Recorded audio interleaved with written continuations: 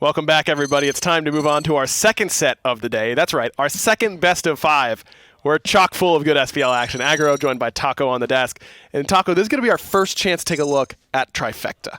And Trifecta is a team that I think the public perception, from what I've gathered, seems to have largely brushed this team off to the bottom of the standing sheet, or predicted going to be bottom of the standing sheet. But I definitely think that Trifecta are going to have way more to offer than what a lot of people are expecting. I agree. I think that this team, yes, they definitely have an uphill battle because the SPL is so stacked this year, and they've got a couple members that are a little bit unproven still in my mind.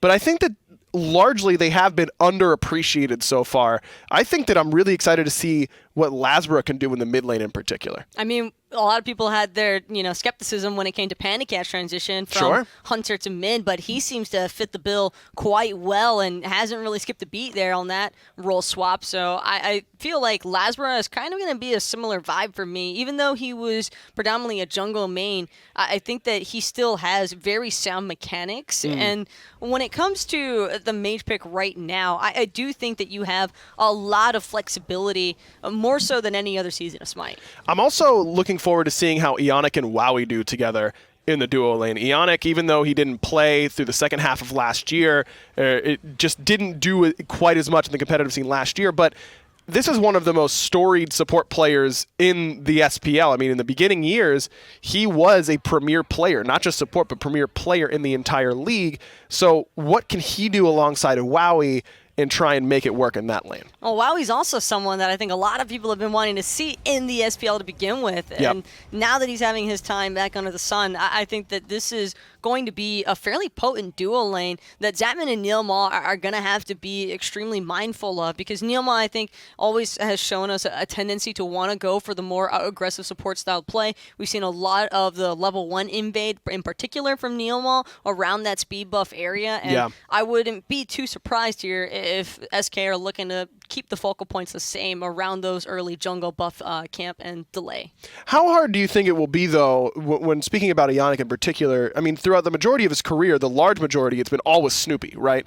Having a new hunter in that role, from your perspective as a hunter player, how hard is it from going to playing with one support for a very, very long time and then having that switch out? It usually feels super bad. And I'm not saying that, Eonic's a bad support or that Wowy's a bad hunter, but you spend so long getting used to somebody's playstyle, and not even necessarily their playstyle, but just knowing them as an individual. I think that Eonic and Snoopy, they're still friends as far as I'm aware, even outside of Smite. And I think that the level of synergy they have can definitely still be fulfilled with Wowy, because Wowy is someone who actually heavily resembles Snoopy with his own hunter playstyle. We'll have to see if that ends up paying off for Trifecta. But as I mentioned, a lot of the talk has been about Lasbra and his move to the mid lane. But you don't have to hear it from us. Let's have our conversation with Lasbra. How's it going, folks? Tom Badger here, standing next to the potential star of Trifecta, Lasbra, new mid laner. And let's start there. Talk to me about the role switch and what it means to you. Yeah, it's never been hard, and that's just the basics of all guards. I have to learn that, and then after that is positioning and all the other stuff that I haven't played with because I just play jungle, right? And I'm just coming in after the fights. Now I'm there to start the fights as well. So how has that gone for you? Are you confident in how much you've learned, or is this a little too soon? Yeah, it's been going really well, and I put in a lot of hours in ranked, in scrims. We haven't scrimmed that much this week because we've been moving and all that, but before that, 2 weeks ago, it's been pretty good practice. So right now you're going up against SK Gaming. A lot of people seem to think that it's a very even matchup. What's the team's thought process as far as that's concerned? I think it's kind of even as well. I'm pretty confident we can take some games. I think we can even win. Sounds good. I love the roster that you've got going on here. Now, Weekend's in the jungle, moved you over to the mid lane. Are you teaching Weekend in the jungle here? Yeah, I am. That's what I thought. Hey, man, great talking to you. Good luck in the game. Thank you. Thank you very much, Tom and Lasbra. As you just heard, Lasbra says he's put in a lot of hours, and we can definitely see that constantly streaming and all that kind of stuff. How do you think he'll perform in the mid lane? I think that ranked is very important for Lasbra, just for getting down the general mechanics of trying out a bunch of different mid laners. I think that that's something that's also heavily helped out Pandacat, because he is also someone that I think I've seen spamming ranked more often than others in the pro scene. And it's not to say, that ranked is where you're going to get the highest tier of player or anything like that, but it helps so much when it comes to mechanics at a higher level. Absolutely. No replacement for game time in your particular role. There's no doubt about that. And plenty of game time for a lot of these members of SK. These are guys who have been in their own roles for quite some time now. Of course, I'm looking towards Zapman and the Neil in the duo lane. We talked a little bit about them. But Paul in week 1 didn't have as explosive a performance as I think a lot of people were expecting. Do you think that he's going to, in particular, look to have a bounce-back week?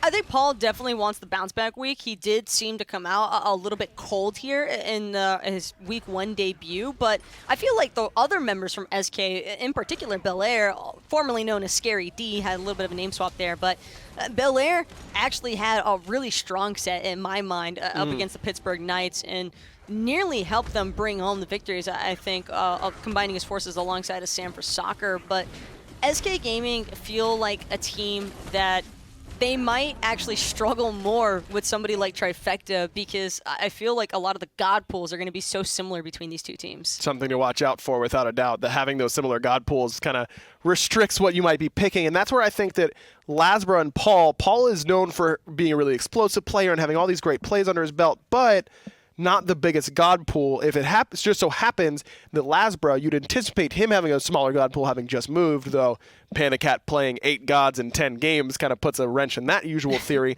I do think that could be a concern, so maybe having those first early picks could be a call. We'll have to wait and see on that. We don't have to wait any longer, though, to hear from a member of Trifecta, Tom standing by with support, Neirumah.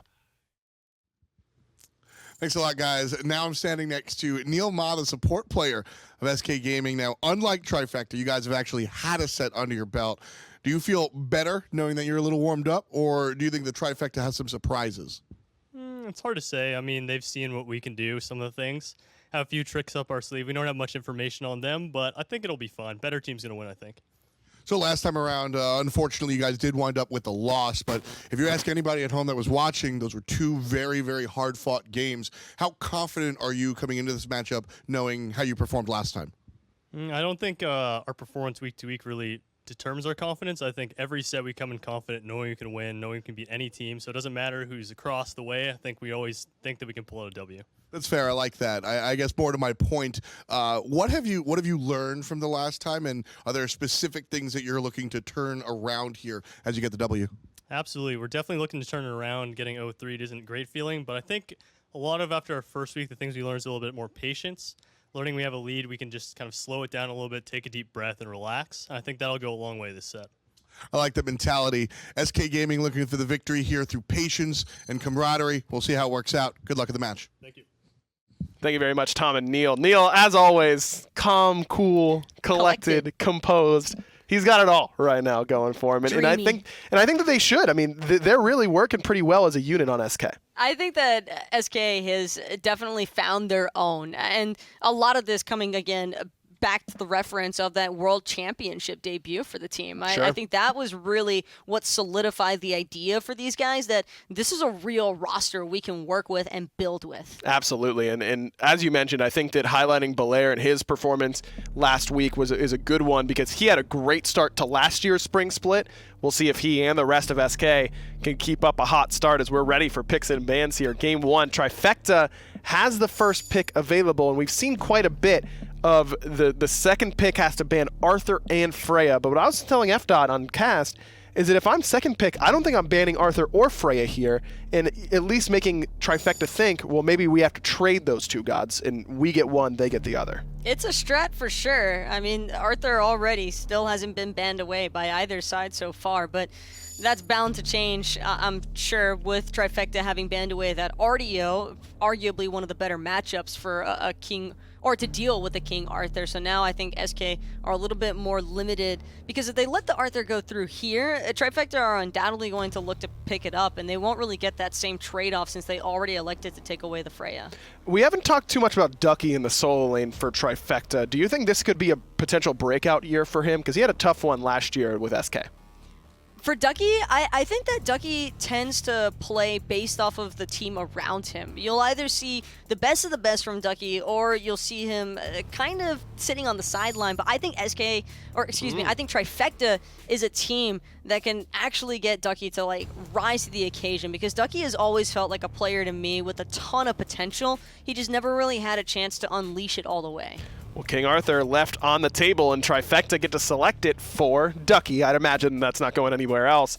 So SK must have a strategy that they feel like they can take it to this King Arthur with. SK had Belair playing Morrigan a lot of times in their setup against Pittsburgh Knights, so that felt like it was to try and take it away from what Zeros was doing in the mid lane. With RDO banned, Achilles, is that the first one that you're thinking of? Though Camazotz has also had a lot of success against King Arthur recently. Achilles has had some decent success. Camazotz has had some decent success, but I think ultimately it's the team fights that I'm mostly trying to focus on when it comes to King Arthur, because even if you suppress him in the early game, how many times have you seen it where King Arthur just resurges with his second win as soon as he hits that mid-game stride, and that can be really difficult to slow down just because he's able to sustain for so long. But it's also part of the reason why I like seeing all these anti-heal options already being provided from SK. An early Bacchus pick. Did we see Bacchus picked or banned in set 1? He definitely did not have the same level of priority. Banned once, so not a whole lot. And same can be said for Hera. Didn't see a whole lot of her in that first set either, so definitely a bit of a switch up, though. Eonic goes to a comfort pick in that Sylvana, something that he played quite a bit of in previous parts of his career. This Bacchus selection, though, it's a classic pick alongside Xbalanque. You hit him with the Intoxicate, you use Darkness of Nights, they can't stop moving, they get stunned. But it's also, if Neil's going to be that really aggressive, invading support, no one's going to be better than Bacchus. He gets free power, and he gets free mitigations. In Trifecta, I think we're trying to avoid that by banning with RDO, because that's all that Neirumah wanted in SK's last set. So Trifecta very clearly having done a little bit of homework to try and handle this SK team, but the Bacchus Achilles, it's not only solidifying a really strong front line in my mind, aggro, but I think that this Darkest Night is going to pose a lot of different issues for Trifecta when they're trying to peel for their carries who might fall into execute range. Now the option is on to SK on who they want to focus with these bans. Weaken, looking unlikely to have picked his character so far. Could go for some of his comfort picks. Bakasura, not necessarily a comfort pick, I'd say, for Weaken, but certainly a strong meta selection right now, and one that I think Weaken would do quite well on. And Wowy as well, I think there are a lot of hunters on the board that you might want to take away from him. Possibly the Jingwei. I know that Jingwei is probably one of the better matchups for dealing with this Xbalanque. Also the fact that she would fare the best against Bacchus belly flops and have the most survivability, I think, against what SK has currently drafted. But SK could also just look for an Arachne ban here. I mean, Weaken... Honestly, I'm fine with that. Yeah, Weaken kind of put it on blast for himself. He did, but it is the Ratatosker, and now Weaken definitely thinking Arachne, or Nemesis, I'd assume. One of those two. Nemesis. Hebo the ban for Trifecta, keeping that out of the hands of Paul, certainly after seeing what Panda Cat did with it. As I mentioned on cast, I bet you Paul was sitting there going, I could do that, but better, so let me get a shot, but Trifecta won't let him. Vulcan is what he played basically all set in week 1.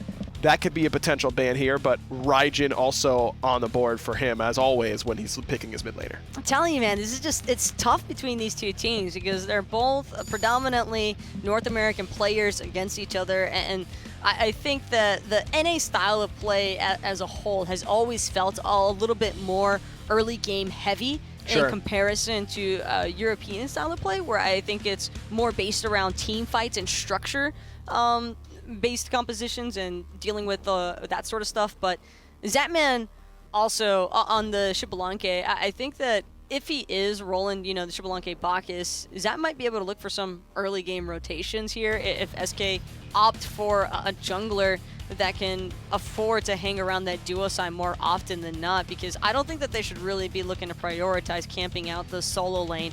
Even if it's Dougie on the King Arthur, they're probably better off just looking to stretch Trifecta as thin as possible. Sam for Soccer's pick still could be on the table, though Achilles could, however, shift over into the jungle. I love the Raijin ban, though. I think that having the Vulcan, if that's going to be what Paul selects, it's a much better matchup for the Hera where she can go aggressive, but it is the Camazotz, the kind of the new tech to deal with King Arthur. I can't imagine that's going to Sam. It's because people haven't discovered Anubis yet. Telling you, Anubis farms King Arthur. Levels 1 through 4, baby. You got to find the kill, otherwise you're probably screwed. But I'm telling you guys right now, Anubis really does frag out. But if you miss your rep, you're just insta-dead. You're not looking for the rep. All you got to do, you just need that 1-3 spam. But he just spins out of it. No, you do so much damage. Trust me, you don't, because you rush ban cross with the T2. Yeah. I got 200 IQ here. All right. This is a work in progress strategy. I'm just trying to give some critical thinking and see if I can work it out. Maybe that's the case. How does Anubis do against Camazotz though? Probably not as well. Not too hot. Yeah, not too hot. I can't imagine that you would want that. Standing still against Camazotz, usually not. Usually not good. Your best option. Trifecta has a couple options on the table, still looking for Wowy's selection and likely for weekends as well. As we mentioned, Arachne is on the table, as is Nemesis, 2 picks that will forever be synonymous with weekend. Also Thor. Mercury. Merc would be, I think, a pretty interesting pick. Pele instead, pretty similar to the Mercury, I would say, and that ability to really catch up with you and gas pedal pretty effectively. And it is Jingwei for Wowy. I think that's a great call up against the Bacchus, as you highlighted. As Zhang Kui, the insta-lock. I like this against Hera, because Hera's big claim to fame in the mid lane is that she knocks you up from a distance, and it's really hard to deal with that as a mage. But Zhang Kui, when he's ulting, is knock-up immune, and he can just walk her down fairly easily. Might also be able to factor in some of those slows that could be problematic. Even though Hera gets a little bit of movement speed off of her third ability, sure, she might not necessarily be able to deal with the damage that's also following up with some of those slows from SK. It's going to be a close one. Trifecta up against SK. Game 1 about to come at you. Let's throw it to the caster so they can bring you the action. And we absolutely will. Finch and Tolly here as Trifecta goes up against SK. And these are some exciting picks. King Arthur makes his way through, but then we get to see that Camazotz tech going up against him. It seems to be the counter thus far. If you don't get the RDO, you might as well try out the Camazotz. More self-sustain. You got 2 different forms of it. You should be able to win the matchup. It's a true mechanical test for Belair in this matchup. That's right. Make sure you guys let us know who you think's going to win there in Mixer Chat as well. But it's not just King Arthur. A lot of our newer gods that are permitted to be played are on this team, right? Hera's here as well. Pele are on this team. So these are some gods that were considered very strong, but haven't been seeing a ton of play. With all the bans towards Weekend, I thought for sure he was going to go into that Mercury. Right. If it's not the Circuit, normally it's the Mercury. He likes that late game power, but Pele has so much mobility, same style as Mercury. Not the global pressure, but plenty of burst damage that you're looking for. Yeah, that definitely looks strong for him, as SK have maybe not some of those newer gods, but they have some of the picks that are just considered the strongest right now. Xbalanque and Bacchus,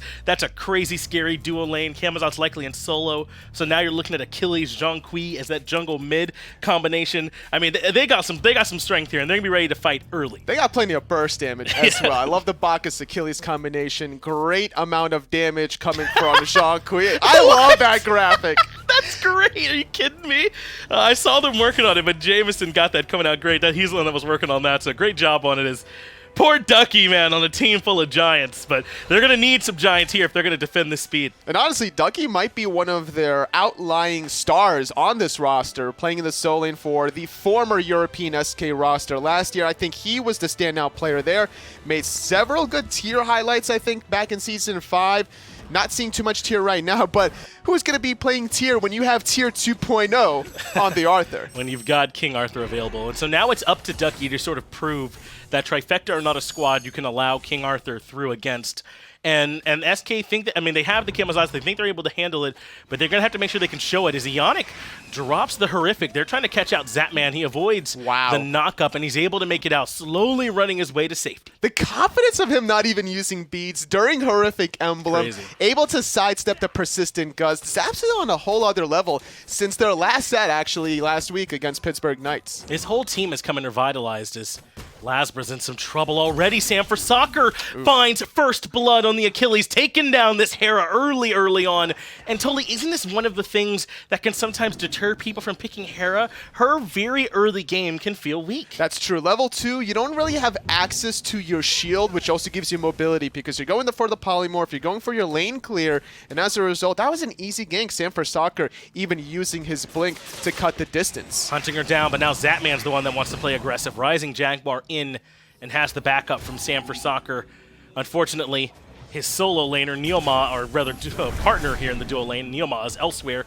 the support actually has the mana buff right now, and I kind of like this. If you're able to get an extra one, Bacchus could certainly make good use of it, but he spent a lot of time on the solo side, leaving Zapman in the 1v2. Which is fine. That's what you want for your Xbalanque anyway. Get him to that level 5 to get access to that global Darkest of Nights that's going to maybe enable Sanford Soccer and the Achilles to look for a jungle play. With that First Blood bounty going to the Achilles, you know he's going to be looking to finish off that Crusher very soon. So I'm excited to see how SK transitions with this lead. This has been ruthlessly aggressive so far from SK. We're only 2 minutes in, but they're continually stepping into the jungle of Trifecta and pushing them back out. But that's what they have to do. They have a lot of gods right now that do well in these first few levels. You don't want to let this Hera get comfortable or let this Sylvanas go unquestioned this early on. And so far, it's worked for SK. It has been, and uncharacteristic for Paul to be playing the Zhang Kui compared to his other god pools. But when you're having an aggressive Bacchus, an aggressive Achilles, it's good to mix it up now with this AoE team fighting mid-mage on the Zhang Kui. Has so much space control. Normally you're looking at gods like Zhang Kui, Zeus, Alpoash to be able to synergize with an aggressive frontline, but the difference between those three gods and Zhang Kui is the fact that he has just so much natural tankiness with that passive. That's right, he can get to it almost for free as Belair tries to strip away the blue buff, but they're going to strip away the life too. Got a little bit of help from Sanford Soccer, and Belair finds the second kill for SK. King Arthur has fallen. Sanford Soccer's been all over the map already, getting a kill right onto Lasbra at the red buff, invading purple, looking for a gank in the duel lane, not quite finding it, but at least allowing Zap the pressure. And then, not even a minute and a half later, making his presence felt in the solo lane. Weaken and Eonic want to take away the purple, but Neil has made the rotation over. He finds a two-man stun, but there's no one else around. I'm not sure if they got the buff. They at least left it there on the ground, it looks like, but without Neil picking it up, I got to think that it was Trifecta who were able to secure it. Still a good matchup here in the solo lane. Wow. Interesting close set. Trifecta favored, actually. It was very surprising. That is surprising. It's got to be a lot of the weekend stream viewers here voting for him, honestly. That's right. I mean, certainly this team is strong, and I think that they're stronger even than I personally have given them some credit for, and some other people around have too. I don't think this is a team that's going to be immediately in like the bottom two. Lasbra showed a lot of strength to me last year in the SML. Ducky is one of those players that always has a lot of positive talk about him. Eonic was very strong when he was playing, and now he's returned. I think this team has some potential. See, the interesting thing about this matchup of these two teams is this is a team of unknown, of Trifecta, of how they synergize together. Right. Versus a team of SK Gaming, formerly Trifecta, where last year they made it to the semifinals of Worlds. That's right, It's man. very difficult to really see that kind of a matchup of disparity of 58% of the fans voting in that category. I would give it more like, without seeing Trifecta scrim and what their strategies developed and how they synergize, I would give it more to like 80% for SK. Right, out of respect for what SK's done and not any kind of knocking on Trifecta, because like you said, we haven't even really gotten to see them yet. And I had a chance to talk some with Weekend. To be honest, they haven't even really gotten to do a ton of screaming altogether as a unit, as there might be some trouble here in solo. Belair has been taken up into the air, but he can go up into the air as well. Bad out of hell means he can return some free damage, but he can't get the stun. Belair finds the solo. It takes down Ducky. Level 7 Camazotz with Warrior Tabai going up against the level Nice pull. 6 King Arthur that only had tier 2 version of the boots. There was a clear physical power disparity as Belair calculating the damage off. Very important that he got the Vampire Bats onto King Arthur because he needed to not only heal himself to survive, but also damage the Arthur at the same time. So great recognition, great patience from Belair, waiting for the last possible moment to use the ultimate as well. And that's what this guy's got to do. Formerly Scary D, now Belair. He was a player that I think we had higher expectations from than we saw in performance. They're going to need him to show up, as the Eonic could be in some trouble. Darkest of Nights, they've committed quite a bit. Paul takes him down, the tree with nowhere to go. But they're going to need more of this and more from Belair. The purple buff invade to follow suit without their Guardian. A very easy invade at SK Gaming.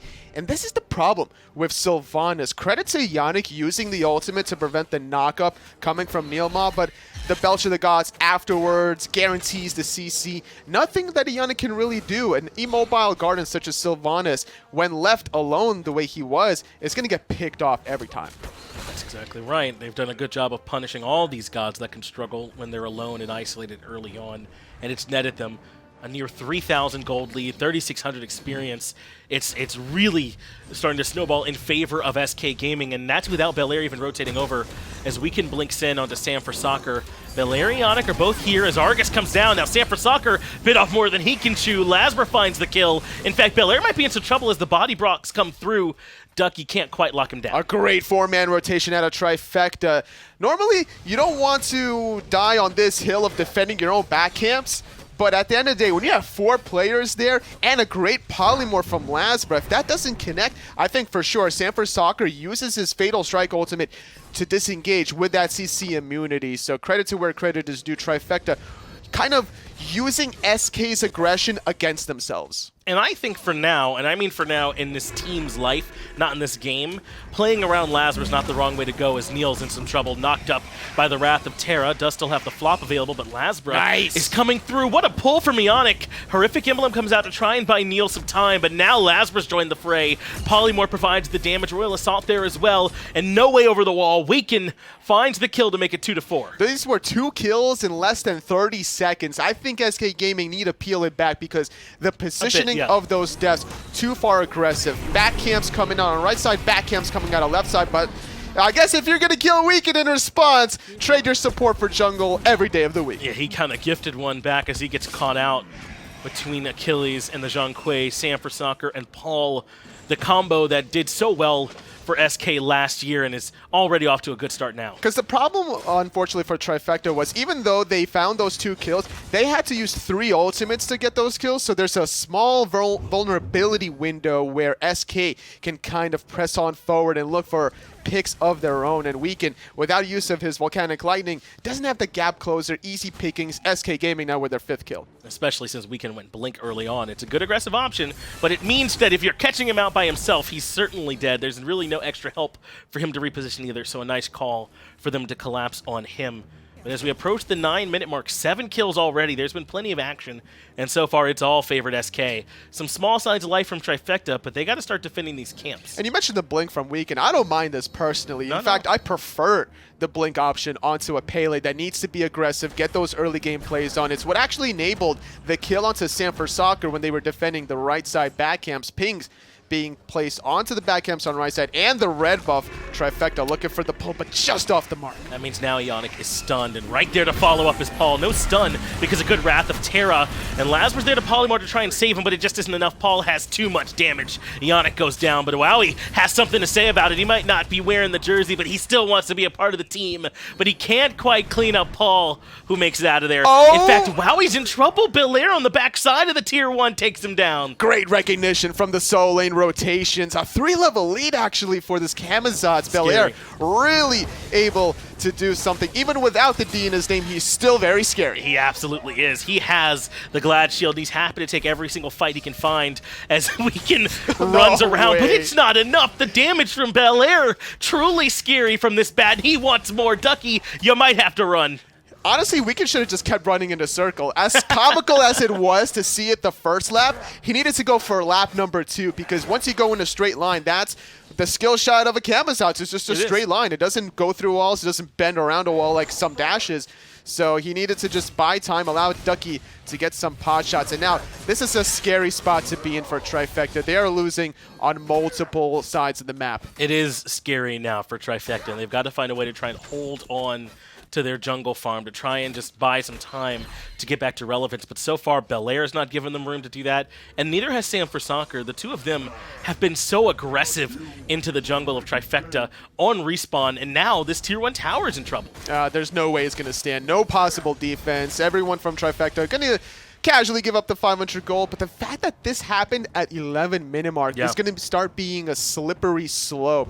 With SK already up basically 6,000 gold, it's only going to get worse, and not even to mention the experience difference. Man, that's the worst kind of slope. You so rarely encounter a regular slope that provides good traction and grip for you. It's always slippery, it feels like, huh? Yeah. The worst kind.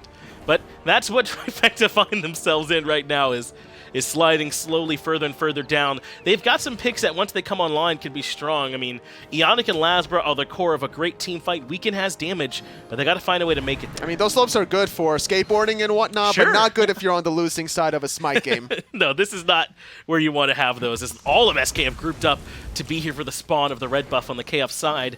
Then they can fall right back to the Gold Fury. This is perfect from them, very clean. And really, there's not even a way for Trifecta to be anywhere nearby. They've got to give this one up entirely. And that's why you're seeing Ducky between the Tier 1, Tier 2 tower, proxying in that solo lane. Eonic looking for a pull, a little bit off the mark as Belair uses that Devour jump just to disengage. A nice almost 12-minute Gold Fury is really starting to escalate SK Gaming's lead. They just have complete map control, and they're really recognizing the strength out of Trifecta, which is Lasbra on this Hera. They don't want to allow this Hera to get to that late game comfortably, so they're stripping away multiple red buffs, and you can tell that was the beginning of their strategy, just making sure that the rotation from Sanford Soccer was evident. Now remember, Neil's been leaving Zapman alone for the most part here in dual lane. That's why Zap's a little bit out in front. He might pay for it. But Lasbra, even with dropping down Argus, can barely stand up toe-to-toe with Sanford Soccer. Eonic is here to follow up, and Argus dunks him. That sets up for the return kill. Trifecta not done just yet, as they are able to clean up the jungler, but they'll lose the Pyromancer in trade. Every time SK dies, it's because they're just getting heavily outnumbered. A 1v4 in the back camps on right, back camps on left, and now a 2v4 on the left side. It was a nice attempt because the CC coming out of Sanford Soccer catches Lasbra, does a lot of damage, abusing the Aegis level 1 pickup, so no purification beats, but still, when you got 4 members, I don't care if you're this behind experience-wise, that's still 4 members versus 2, so playing off of your numbers, this is a way you can get back in your own games. Just communicate where the weaknesses are and plug those holes. And there's no ifs, ands, or buts about the way Sanford Soccer is going about this early game, right? This is all damage from this Achilles. There's no in-between, none of that. So if he does get caught out a little bit, then he can certainly still fall. As Lasbra's in trouble, these demons will be recalled, and there's nowhere for him to go. He cleans it up quite easily with the Bancroft's rush and takes down the Hera. Sanford Soccer forced out the Aegis earlier on, and that gives round number 2 an easy success rate for Paul. Even if he did get pulled through that wall from Eonic, there was going to be that cleanup, I believe, by Neirumah just around the corner. And that's the reasoning why Lasbra actually went for Aegis, was knowing that there was going to be so many dots coming from the Jean Kui mid. Early crit just came out from Zapman here, totally. He's working on the Rage. So often, when we do see crit in that slot, it's the Poison Star, but he wants this Rage stacked as soon as possible. So I'm not sure if this is a strategy that Zap does every game, or if this is a specific game-by-game basis where they're so far ahead that you might as well pick up a Rage now, stack it up, because, hey, you're already up 6 kills, not even 15 minutes into the game. Chances are there's going to be more aggression trying to match the timing of this next Primal Fury respawn, and that's when the stacks are going to start coming through. Well, Belair can be the front line for the team for now. He's able to fall back and only take a bit of poke. It's this blue buff that they're truly fighting over. Sanford Soccer does take quite a bit of poke, but returns just as much to Ducky. Weaken trying to defend the buff, but takes a little bit too much damage. Now Neil's joined in, but the stun gets interrupted. Argus knocks up a couple, but the rest of SK can fall back. Neirumah backing off. Look at Paul wrapping around the backside. Zap going to use the ultimate as well as Sam gets taken up into the sky, but look at Paul flanking. No ultimate there, but still plenty of damage. Remember, there's no tier 1 as Paul completes the rampage. Weaken finds Sanford Soccer to make it 1-for-1, but Belair doesn't like even numbers. It's 2-for-1 now, and he's still hunting. Blink puts him in range, but good juke boots from Weaken. They're just not good enough. And this time, SK Gaming finding 4 members after they finally even up the playing field, making it a 4-on-4 team fight. They're cleaning that one up. Unfortunately, Zap wasn't there to pick up the Rage stacks, but the ultimate actually getting him 2 assists just to help that escalate further. That's right. If neither one of these hunters leave the lane, it's going to favor the Xbalanque every time, because he can still impact that team fight from here, whereas the Jingwei absolutely can't. Now, after getting 4 kills and only 1 there for Trifecta, SK Gaming are free to go wherever they want on the map. It looks like it's speed buff and red buff and Veins, and not pushing any further. 200 IQ play from Zap picking up the Rage just because of the ultimate. That's right, I love man, it. At first, I thought, like, oh, okay, I guess they're just going to fight around the Gold Fury respawn, but no. They're just going to fight around the blue buff instead. I like it. So far, 6-0-0, level 16 for Belair. This Camazotz certainly putting in the pain onto this Arthur pick, but I want to stress that it's not just the Camazotz that's really countering the Arthur. It's the assistance from Sanford Soccer's Achilles this game. That gank at the blue buff was an important timing window to get Belair that window he needed. Yeah, there's been some pressure over here on poor Ducky so far. 0-3-1 now, has the Blackthorn completed, but really hasn't been able to move beyond that. So he's not particularly tanky against Paul at all. And even Belair is able to cut through what little protections he has. So right now he's got to go into farm mode and try and make late game King Arthur things happen. With only the tier 1 tower on the left-hand side, this is probably the next direction that SK Gaming is going to take, or maybe the Primal Fury that's due to respawn. Paul going to try to catch out Ducky there, finding the slow, but Ducky just having a little bit too much mobility with those abilities. So I think He's this is where SK slow is down. They pinged out a lot for Paul. They wanted to let him know where he was, but Weekend went in too soon. He can't hang against Paul. Unstoppable as he takes him down. Wrath of Terra knocks him up, and Argus right there for the follow-up, but Aegis immunes a lot, but not all of it. Shut down bonus now for Lasbra, and into the 1v3 happily goes Belair. He takes down Lasbra, gets unstoppable for himself, and he's not done as Fury falls elsewhere. And the thing is, Belair can still keep on pushing because he has those pools after dying, whether it's an ally or an enemy, dropping the pools. You can use that to get the sustain up, and after getting that Fury, now the rest of SK Gaming trying to see what they can do around Weaken's speed buff. Well, they've got plenty of minions pushed up here in mid, even though they don't have Zapman with them, so they can threaten this tier 2 in mid. They want to steal the speed buff away as well, and Eonic can only watch on wistfully. Trying to make a pun there, but it didn't land. We'll take the speed, but it looks like Weekend might have actually been able to defend it over the wall. Oh, wow.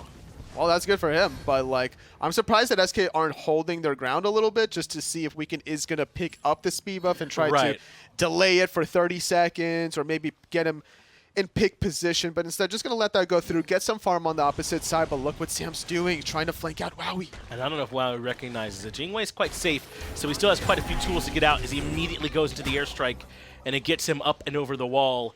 So no kill there for Sam, but it shuts down that tier 1 tower split push as Wowy looks for purple. This is risky because now without the Bold. ultimate, Sanford Soccer still has Blink. Keep this in mind. He could chase Wowy till the end of the world. Yeah, Wowy can't win this trade. Aegis comes out to buy him some time, but it was all a bait perhaps as now the Hera has joined. Argus comes through as well, and now Sanford Soccer's the one running. As good as he is, he can't beat 3, and even the Blink is forced out, but Zapman takes down Eonic. Now Ducky in some trouble. There's a fight happening in right. He's going to use that Excalibur's Wrath just to buy himself a moment. Zapman with a double kill, stacking up the rage all the way. They will lose their tier 1 tower in the duel lane. They might even lose to tier 2 to follow suit, but if they get a Fire Giant, it's all worth it. Man, Zap's pretty good at that, huh? There's a few players who are good at finding them last hits, and Zap's always been one of them. Can't believe it, even with Belair there. But this Fire Giant will go down to give them a hefty advantage. This is the best answer back Trifecta could have hoped for, though, to at least get this tier 2 tower in left. Paul will threaten the tier 2 in mid, and with that ultra from Zapman, that means it can't even be contested. In fact, SK can keep up the chase onto Lasbra and Wowy. They're going to try at least. Lasbra did have to use that shield just for the mobility a little further, so he won't have that for a couple of seconds. Using the polymorph just to stop Neirumah for a second, but he's going to get stunned out. Lasbra eventually does get caught, and options are thin. Wowy falls as well as the long-planned flank came down underneath the tier 2, and poor Eonic is a tree trapped with nowhere to go. They turn to Ducky, but then they realize, oh yeah, Eonic's not too bad a target either. Gonna stun the tree out, find an easy kill. Weaken has just now rejoined them. But SK Gaming can do about whatever they want. Man, Ducky just has too many abilities for Paul to find the kill. I think Belair and Paul are trying to synergize with a 1-2 punch. Not going to find it, but with those 3 picks and the Fire Giant buff, SK Gaming looking to get their first Phoenix 20 minutes in. No reason why they shouldn't. This Phoenix will certainly go down. There's still plenty of towers up, though. Every single one is still there in duo and the tier 2 and right, so they'll probably have to slow it down. Besides, we're still so early. The respawns are not particularly long for Trifecta, so they'll rejoin the living before too long. Man, speaking of early, the whole early game was just going the way of SK Gaming. That aggressive opening from Sanford Soccer and the non-presence from Neirumah on the dual lane, allowing Zap to solo farm that, just coming out Millhouse all over the place for SK Gaming. Now that they're in this late game form, they have a 20-5 kill lead advantage, over 14,000 gold as well. Neil does find the stun onto Ducky, and with 3 members here, SK can push. Belair is pushing up the middle lane. There should be fire minions pouring through any moment now. And Trifecta in the 3v3 can't afford to stick around. That's the tier 2 tower down. Another 1,500 gold for the team. It's only the towers in left now, Tully. It's a wide open game for SK. It really is, honestly. And then the whole world is their oyster, it feels like, as Trifecta are just innocent bystanders just to see what SK Gaming is going to do next. And they're going to find us aggressive Belair around the corner. Lasbra certainly in trouble. I don't see a way for him to make it out of this one as Belair goes up into the ultimate. Tully, it kind of hurt my heart that you called them innocent. Surely Trifecta did nothing to earn what's happening to them now as SK Gaming are just running through them. They're in the same basketball court. That's all it is. That's all it was. Yeah. Yeah. And Tully, Belair was has born and something- raised in this area. Has something sad basketball related happened to you? Because you've been bringing that up today. And like you're talking about the guys at Lifetime being rough. Did you get worked at the gym? Did that happen? No. Okay, good. Well, actually, I was playing against, so it was me and Panicat against PBM and Final K in a Okay. 2-on-2 game. And let's just say that PBM boxed me out. Had a hard time guarding. I had a them. hard time guarding PBM. Let's just Certainly. put it that way. Well, can Trifecta guard the Phoenix? That becomes the next question as they drop down the Darkest of Nights. Wowy already low. Aegis forced, and he can't even get the airstrike off. Sanford Soccer completes the kill. Eonic gets the ult off, but Sanford Soccer gets the execute. With only 3 members left, no reason why SK Gaming can't continue to push. Right side Phoenix is there, but I think they want this Titan, and they want to take game number 1 over Trifecta. It's going to be difficult for them to defend. They're all the way back in the fountain, and this Titan surely is going to be coming down. 8-0-5 for Belair on the Camazotz. A very well-played performance from the new reformed name, same solo lane style. Beautiful performance out of SK Gaming, winning less than 23 minutes in. And if you're going to have your solo laner play like that, then you can give up King Arthur every game, and you'll hear no objections from me. It was really impressive from all of them all around, right? Paul on the Jonqui was unstoppable. Sanford Soccer was able to go wherever he wanted as well. Just great from SK from top to bottom. And we were talking about it, because of the Achilles and the Bacchus frontlining, it allowed Paul to change his identity from what we normally used to see him, whether it's the Hell, the Habwa, the Uller, these aggressive mid picks, into all of a sudden a Jonqui that's relatively more passive in the early game. Right. Because the idea was they don't need Paul to be the star in this particular game. They needed Sanford Soccer to do it, and everything was just executing on all cylinders for SK. It was, and now that means that Trifecta have to go back to the drawing board, because even with the King Arthur in their own hands, they weren't able to grab the win, and with the Hera and with the Pele, might need to try and find something and give them a little bit better chance of fighting early on. But we could probably talk about it all day, Tully. Let's get it back to the desk and get their thoughts. A quick game 1 where SK dominate from start to finish. Trifecta looked a little bit lost, I'd say, Taco. The King Arthur first pick, we were a little surprised that it was left open. Clearly SK came in ready for that matchup. I think that SK might continue to leave it open as well if Belair continues to Absolutely. have repeat Camazotz performances like this one. And all that pressure from solo lane did not take very long at all for the trickle-down effect to come into play here. Belair just went roam status, and from the invades after getting the initial early on solo kill, it just felt like there was really no recovery ever allotted for Ducky. Ducky goes boots early on, and neither solo laner picks up the health chalice. I just didn't like the builds overall, I'd say. I mean, Belair actually, I think, also misplayed by not getting Glad Shield right away. Both solo laners go boots first, and where Glad Shield rush is kind of dictating so much of these matchups, I feel like if Ducky just goes for Glad Shield right away, he has a much better shot at actually fighting. I think it was honestly just Ducky not rushing the Glad Shield that put him so far behind on this King Arthur, but whatever the case might be, I know that SK certainly are not unhappy when their solo laner is able to have this much presence on the map. It just never really felt like SK ever gave Trifecta room to breathe, even just smother them from start to finish. Really tough one for Trifecta. They're grouped up trying to figure out what went wrong and how they can adjust it going into the next one. The few bright spots, I would say, I think Lasbra had a couple good moments on the Hera, had a nice polymorph on the back camps in order to kill Sanford Soccer. Eonic had a couple nice pulls, and that's about all I had as positive notes for that team. I think everything just spiraled so out of control so rapidly that there wasn't ever really a moment for Trifecta to take a glance at how the game was continuing to evolve, and they just couldn't do anything. They were just so far behind, as far as gold and levels and items were concerned, that SK were kind of just free to only send one person to deal with 3 people while everybody else kind of just focused on a different objective. And when a team has that much freedom over a map, I mean, it's not really that surprising that Trifecta fell in a fairly quick fashion. So if you're on Trifecta and you just get the game handed to you like we just saw, what are some of the things that you're looking to change right away going into game 2?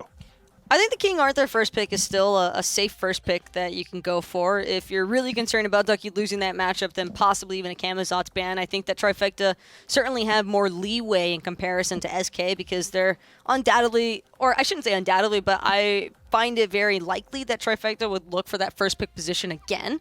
And they banned the Najah and the Artio as their first 2 last time. I think Artio is still a really staple ban you need to keep away from the hands of Neirumah. He's just got way too much of a level 1 threat available that I think it's just not a good look for Trifecta, especially since they're already struggling. But really just buckle down on that early game. Make sure you have pressure in all 3 lanes possibly. Yeah, the lack of pressure certainly hurt them. And in the Jingwei pick that we were excited about because it's good against the Bacchus, well, Neil was barely in lane at all, and so it felt like Wowy wasn't able to make a really big impact. Somehow it felt like he fell behind pretty early on, despite most of the invades happening on the right side of the map. So we'll see if he can try and remedy that, as can the rest of Trifecta, as we're ready for picks and bans here for game number 2.